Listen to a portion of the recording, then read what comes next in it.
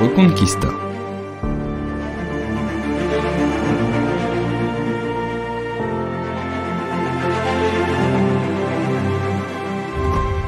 Bonjour à tous. Au 8e siècle, un événement majeur bouleverse le cours de l'histoire de la péninsule ibérique. Des armées venues d'Afrique du Nord, portant les bannières de l'islam, traversent le détroit de Gibraltar. En peu de temps, elles parviennent à contrôler une grande partie de ce qui, aujourd'hui, est l'Espagne et le Portugal. C'est le début d'une ère nouvelle, une époque de coexistence, de conflits et de changements culturels profonds. Mais l'histoire ne s'arrête pas là. Parallèlement à l'émergence de ces nouveaux royaumes musulmans, un mouvement de résistance s'anime dans les montagnes du Nord. Les royaumes chrétiens, petits mais résolus, commencent leur longue lutte pour reprendre les terres perdues. Cette lutte, connue sous le nom de Reconquista, s'étend sur près de 8 siècles, du 8e au 15e siècle, façonnant non seulement la géographie politique de la péninsule, mais aussi son tissu culturel et religieux. C'est une période complexe et riche d'histoire. Elle a façonné l'Espagne d'aujourd'hui et elle continue d'inspirer les chercheurs et les historiens. Alors, installez-vous confortablement et préparez-vous à un voyage dans le temps au cœur de la Reconquista. Pour comprendre la Reconquista, il est essentiel de saisir le contexte historique dans lequel elle s'est déroulée. Notre histoire commence donc au début du 8e siècle, une période marquée par des bouleversements majeurs dans la péninsule ibérique. Alors avant l'arrivée des armées musulmanes, on a une région qui est sous domination des Wisigoths, un peuple germanique qui a établi son royaume après la chute de l'Empire romain d'Occident. Mais leur règne n'est pas très stable et il est marqué par des luttes internes et une faible centralisation du pouvoir. En 711, un tournant décisif se produit. Des troupes musulmanes, menées par Tariq ibn Ziyad, traversent le détroit de Gibraltar, donnant au passage le nom à ce détroit, le Djebel Tariq, qui signifie le mont de Tariq ibn Ziyad. La victoire rapide de ces troupes berbères musulmanes à la bataille de Guadalete marque le début de l'effondrement du royaume wisigoth et l'avènement d'une nouvelle ère dans la péninsule. La conquête musulmane avance en effet très rapidement et en quelques années, une grande partie de la péninsule est sous leur contrôle, établissant Al-Andalus, un territoire riche en culture, en sciences et en arts. Alors c'est une période de prospérité, mais aussi de coexistence parfois tendue entre les musulmans, les chrétiens qui vivent en terre d'islam, qu'on va appeler des Mozarabes, et les juifs. Et pendant ce temps, dans les régions montagneuses du Nord, des poches de résistance chrétienne commencent à se former. Ces territoires, qui sont isolés, difficiles d'accès, deviennent le berceau de ce qui sera plus tard la Reconquista. Parmi ces royaumes, le royaume des Asturies, fondé par Pélage le Conquérant, ou Don Pelayo en espagnol. C'est un noble wisigoth.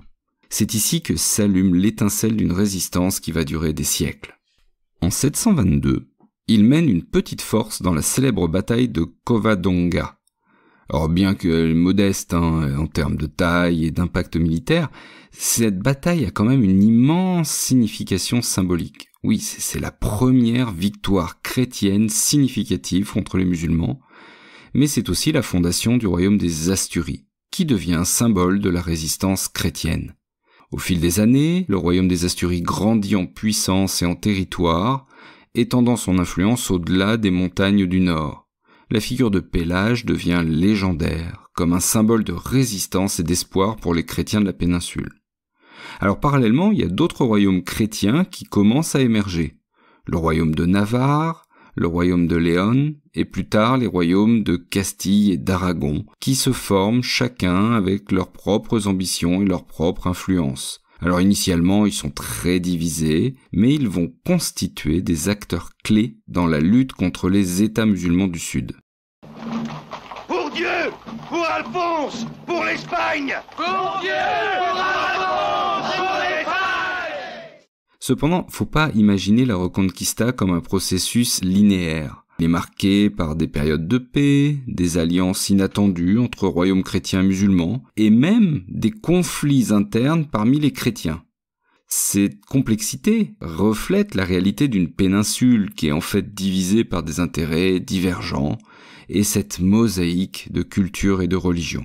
Alors, pendant que les royaumes chrétiens se consolident au nord, le sud de la péninsule ibérique connaît une période de floraison culturelle et scientifique absolument remarquable sous la domination musulmane. C'est l'âge d'or d'Al-Andalus, marqué par des avancées dans divers domaines comme les sciences, la philosophie, l'art ou l'architecture. Et le califat de Cordoue en particulier va se distinguer comme un centre d'apprentissage et de culture. Alors il est fondé par Abdelrahman III au Xe siècle, et ce califat devient vite un symbole de la puissance et de la sophistication d'Al-Andalus. Cordoue, avec sa grande mosquée, ses bibliothèques et ses académies, attire des savants de toute l'Europe et du monde musulman.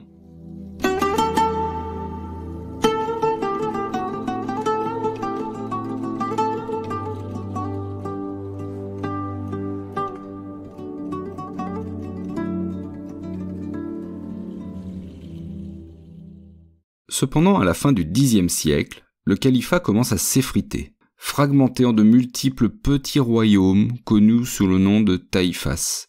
Ces taïfas, culturellement riches, sont politiquement et militairement beaucoup plus faibles que l'était le puissant califat unifié. Et donc, c'est dans ce contexte de fragmentation que les royaumes chrétiens au nord commencent à gagner du terrain.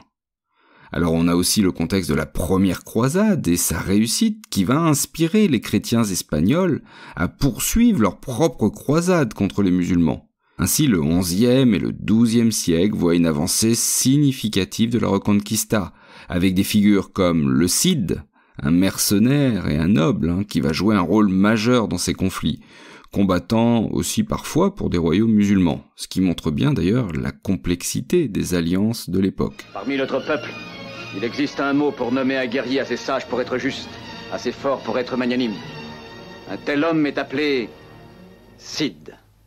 Le jeu de pouvoir entre les taïfas et les royaumes chrétiens conduit à une série de guerres et de traités, et des villes clés sont reprises par les chrétiens comme Tolède en 1085, marquant d'ailleurs un tournant décisif dans la Reconquista. Oui, ces victoires chrétiennes ne sont pas seulement militaires, elles sont aussi symboliques, et elles renforcent leur détermination à reconquérir la totalité de la péninsule. Au XIIIe siècle, les royaumes chrétiens, de plus en plus unifiés, de plus en plus puissants, poursuivent donc leur avance vers le sud. Et un tournant majeur survient en 1212 avec la bataille de Las Navas de Tolosa. C'est une confrontation absolument historique où les armées des royaumes chrétiennes de Castille, d'Aragon, de Navarre et d'autres alliés européens s'unissent et marquent une victoire déterminante sur les Almohades, un puissant empire musulman d'Afrique du Nord. Alors cette bataille est plus qu'une simple victoire militaire. Elle symbolise un élan renouvelé dans la lutte chrétienne et un affaiblissement significatif du pouvoir musulman en Espagne. Alors on va voir des figures telles que Ferdinand III de Castille qui jouent un rôle central dans cette expansion. D'ailleurs, sa conquête de Séville en 1248 est un nouveau jalon majeur qui réduit considérablement le territoire sous contrôle musulman. La Reconquista, finalement, atteint son apogée au XVe siècle avec les rois catholiques, Ferdinand II d'Aragon et Isabelle Ier de Castille. Sous leur règne, l'unification des royaumes chrétiens et leur détermination à achever la Reconquista deviennent plus manifestes que jamais.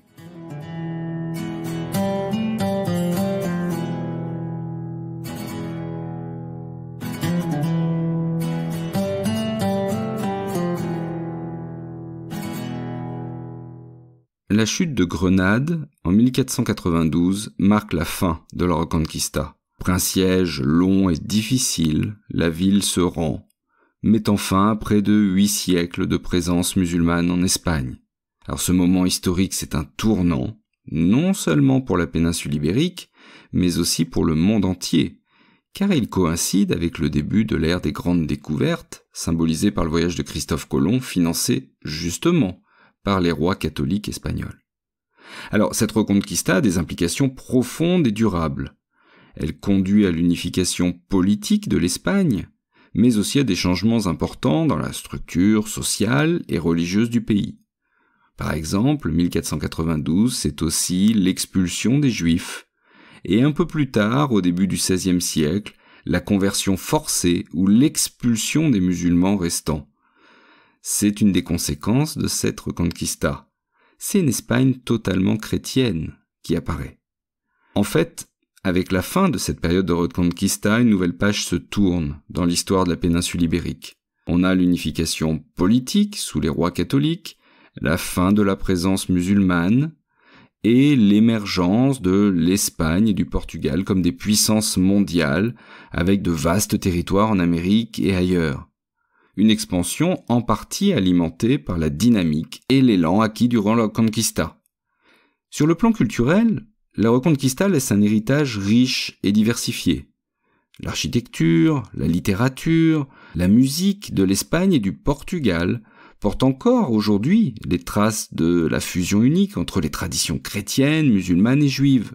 On peut penser au flamenco, par exemple, dans l'Andalousie, cette région qui porte d'ailleurs le nom d'Al-Andalus. On a des exemples de monuments tels que l'Alhambra de Grenade ou même la poésie que l'on a conservée de l'époque, qui témoignent de la richesse culturelle. Des milliers de mots sont aussi d'origine arabe dans la langue espagnole, comme azúcar, le sucre, algodón, le coton, aceituna, l'olive, ou encore alcázar, le château fort. C'est d'ailleurs aussi valable pour la langue portugaise. On peut citer par exemple arroz, le riz, ou aldeia, le village. Mais cet héritage est aussi marqué par la perte et la séparation. On a parlé de l'expulsion des Juifs, on a parlé de la conversion forcée des musulmans, que l'on appelait les morisques. Ce sont des épisodes douloureux de l'histoire espagnole, et évidemment des épisodes qui ont entraîné une rupture dans le tissu multiculturel de la société ibérique jusqu'alors. La Reconquista marque en tout cas durablement l'histoire de la péninsule ibérique. D'ailleurs, lors de la guerre civile espagnole en 1936-1939, Franco réutilise cette histoire, celle de la Reconquista. Il veut apparaître ainsi comme le défenseur de la foi catholique et de la nation espagnole, luttant contre la menace non plus d'Al-Andalus, mais du communisme et de la barbarie. Mais c'est une autre histoire. Merci d'avoir écouté l'épisode jusqu'au bout, j'espère qu'il vous a plu, qu'il vous a appris beaucoup de choses. Si c'est le cas, n'hésitez pas à laisser un petit message sur Spotify ou en commentaire sur Apple Podcast avec 5 étoiles. Ça me fait toujours très plaisir de vous lire et de découvrir ce que vous pensez de l'émission. Vous pouvez bien sûr suivre Taki en Histoire sur les réseaux sociaux, sur Instagram en particulier, ou sur Facebook, Twitter, TikTok même. N'hésitez pas non plus à vous abonner pour être certain de ne rater aucun nouvel épisode et on se retrouve très bientôt pour une nouvelle page d'histoire.